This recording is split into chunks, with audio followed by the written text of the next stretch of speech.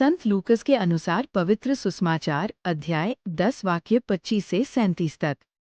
किसी दिन एक शास्त्री आकर इस प्रकार यीशु की परीक्षा करने लगा, गुरुवर, अनंत जीवन का अधिकारी होने के लिए मुझे क्या करना चाहिए?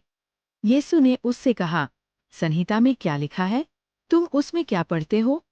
उसने उत्तर दिया, अपने प्रभु ईश्वर को अपने सारे हृदय, अपनी सारी आत्मा, अपनी सारी शक्ति और अपनी सारी बुद्धि से प्यार करो, और अपने पड़ोसी को अपने समान प्यार करो।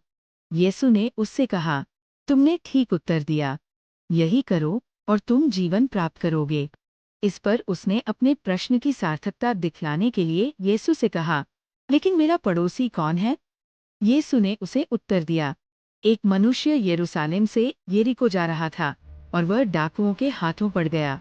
उन्होंने उसे लूट लिया, घायल किया और अधमरा छोड़कर चले गए। संयोग से एक याजक उसी राह से जा रहा था और उसे देखकर कतराकर चला गया। इसी प्रकार एक लेवी वहां आया और उसे देखकर वह भी कतराकर चला गया। इसके बाद एक समारी वहां आ गया और उसे देखकर उसको तरस हो आया।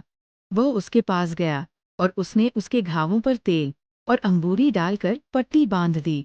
तब वो उसे अपनी ही सवारी पर बैठाकर एक सराय ले गया और उसने उसकी सेवा शुश्रूषा की। दूसरे दिन उसने 2 दीनार निकालकर मालिक को दिए और उससे कहा, आप इसकी सेवा शुश्रूषा करें।